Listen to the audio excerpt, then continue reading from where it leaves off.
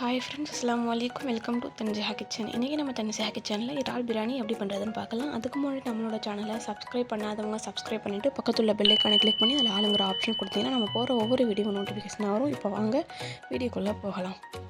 இறால் பிரியாணிக்கு தேவையான இன்க்ரீடியன்ஸ் பார்த்துடலாம். 2 தக்காளி, 4 வெங்காயம், 2 பிரிஞ்சலை, 1/2 kg இறால், 1 லெமன், 1 கப் தயிர், உப்பு தேவையான அளவு, 1 டேபிள் ஸ்பூன் மிளகாய்த்தூள், 2 டேபிள் ஸ்பூன் பிரியாணி மசாலா, கொஞ்சம் கொத்தமல்லி, புதினா மல்லி அண்ட் 2 இஞ்சி பூண்டு பேஸ்ட்டு. இப்போ நம்ம ஒரு மூடி தேங்காவை நல்லா அரைச்சிட்டு வந்தாச்சு. இப்போ அதை நம்ம தேங்காய் பாலை புழிஞ்சிக்கலாம்.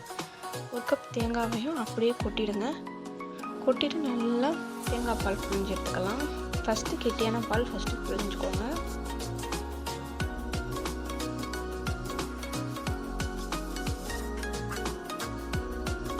இந்த மாதிரி நல்லா அழுத்தி புழிஞ்சுக்கோங்க. நல்லா தேங்காய் பால் வரும். இப்போ கெட்டியான பால் ஊற்றியாச்சு. இப்போ அதே இதில் ஒரு 1/2 டம்ளர் தண்ணி ஊற்றி இன்னும் புழிஞ்சுக்கோங்க. ரொம்ப தண்ணியெல்லாம் வராது, ஓரளவுக்கு கெட்டியாக தான் வரும். இது நல்லா புழிஞ்சுக்கோங்க. புழிஞ்சிட்டு கெட்டியான பாலில் ஊற்றி வச்சுச்சுல அதுலேயே சேர்த்து ஊற்றிடுங்க.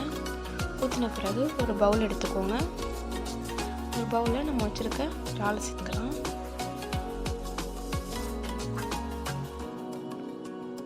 லெமன் 1/2 லெமன் புழிஞ்சு ஊற்றிக்கோங்க. பிரியாணி மசாலாவை சேர்த்துக்கோங்க. தேவையான அளவு சேர்த்துக்கோங்க. இறாலுக்கு தேவையான அளவு உப்பு சேர்த்துக்கோங்க. மிளகாய்த்தூள் சேர்த்துக்கோங்க. இப்போ நம்ம தயிர் ஊற்றிக்கலாம். இப்போ எல்லாமே ஊற்றிட்டு நல்லா கையால் வச்சு மிக்ஸ் பண்ணி விட்ருங்க.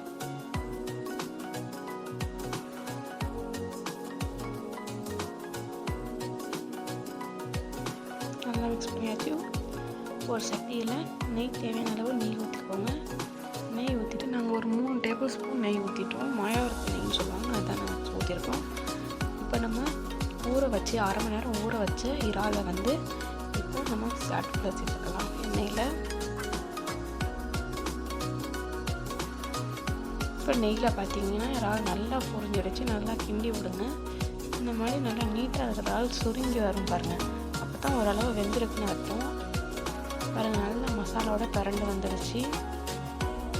இப்போ இதை ஒரு பவுலுக்கு நம்ம எடுத்து வச்சிடலாம்.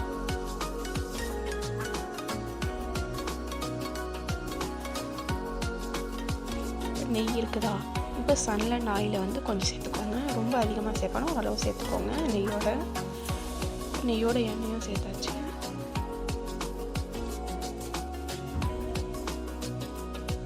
பட்டை, கிராம்பு, ஏலக்காய் சேர்த்துக்கோங்க.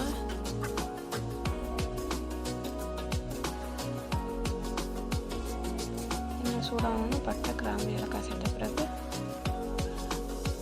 கட் பண்ணி வச்ச 4 வெங்காயத்தையும் அது கூட சேர்த்துக்கோங்க.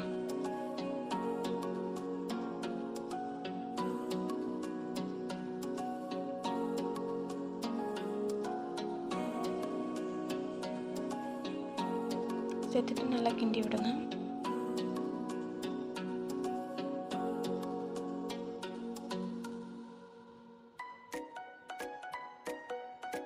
நல்லா அது கரடி பாத அளவுக்கு வெங்காயம் வேகணும்.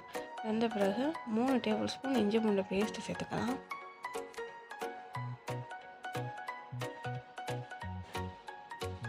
சேர்த்துட்டு அதையும் நல்லா கிண்டி விட்டுருங்க. பாருங்கள், அடி பிடிக்காத அளவுக்கு நல்லா கிண்டி விடுங்க. இந்த மாதிரி நல்லா சுரண்டி கிண்டி விடுங்க. அப்புறம் தக்காளியும் அந்த பிரிஞ்சாலையும் சேர்த்துக்கலாம்.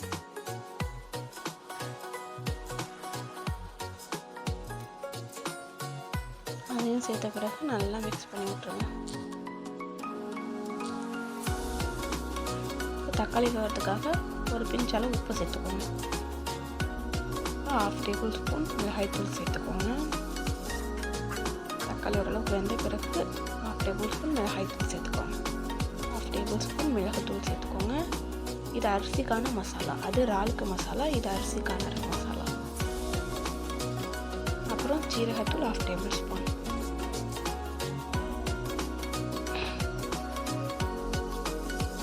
கரம் மசாலா 1 டேபிள் ஸ்பூன் சேர்த்துக்கோங்க.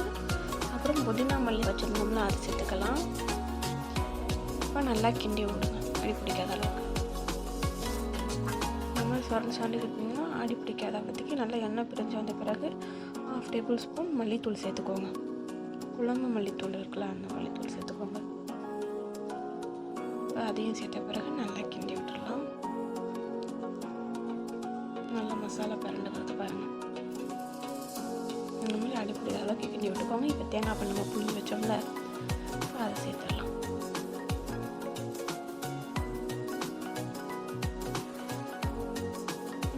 சேர்த்த பிறகு மிக்ஸ் பண்ணி விட்டுருங்க.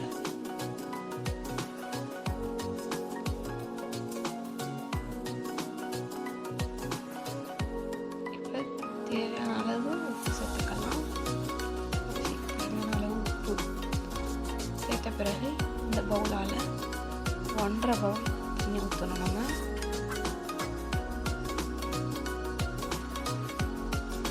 இப்போ தண்ணி ஊற்றிட்டு கிண்டி விட்டுருணும்.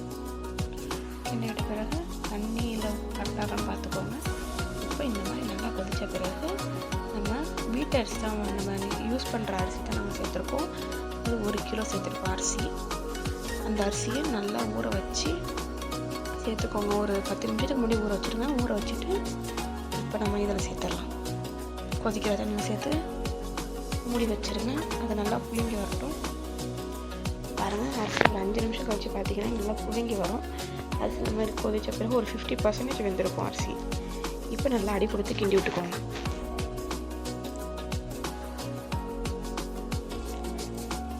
தண்ணி இருக்குது, அதனால் நம்ம மூடி வச்சிடலாம். மூடி வச்சுட்டு ஒரு 10 நிமிஷம் கழித்து திறந்து பார்த்தீங்கன்னா தண்ணி எல்லாம் ஓரளவு இல்லாமல் நல்லா தம் போகிற அளவுக்கு வந்திருக்கும். இப்போ நல்லா அடியிலேருந்து நல்லா கிண்டி விட்டுருங்க. கிண்டி விட்ட பிறகு இந்த மாதிரி சமப்படுத்திக்கோங்க சாப்பாடை. இந்த மாதிரி சமப்படுத்தின பிறகு colour powder, yellow colour powder நாங்கள் கொஞ்சம் தண்ணியில் கலந்து வச்சுருக்கோம். இது ஆப்ஷனல் தான், வேணும்னா சேர்த்துக்கோங்க. நாங்கள் சேர்த்துருக்கோம். இது கலர் கொடுக்கும், அதனால் நாங்கள் சேர்த்துருக்கோம். இப்போ இந்த இறாலை நம்ம பொரிச்சு வச்சோம்னா அந்த இறாலையும் சேர்த்துக்கலாம். தனித்தனியாக ஒன்று வச்சுக்கோங்க. இந்த மாதிரி வச்சுட்டு மூடி வச்சுருங்க. ஒரு 2 நிமிஷம் இல்லை 3 நிமிஷம் கிட்ட தம் போட வச்சுருங்க. இப்போ 3 நிமிஷம் ஆச்சு, திறந்து பார்த்துடலாம். இப்போ நல்லா அடியிலேருந்து கிண்டி விடுங்க.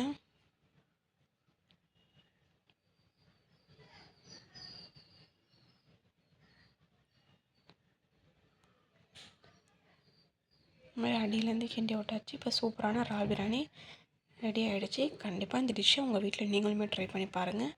அண்ட் மறக்காமல் நம்மளோட சேனலை சப்ஸ்கிரைப் பண்ணுங்கள், லைக் பண்ணுங்கள், ஷேர் பண்ணுங்கள். இந்த டிஷ் எப்படி இருந்துச்சுன்னு சொல்லிட்டு கமெண்ட் பண்ணுங்கள். தேங்க்ஸ் ஃபார் வாட்சிங். அஸ்ஸலாமு அலைக்கும்.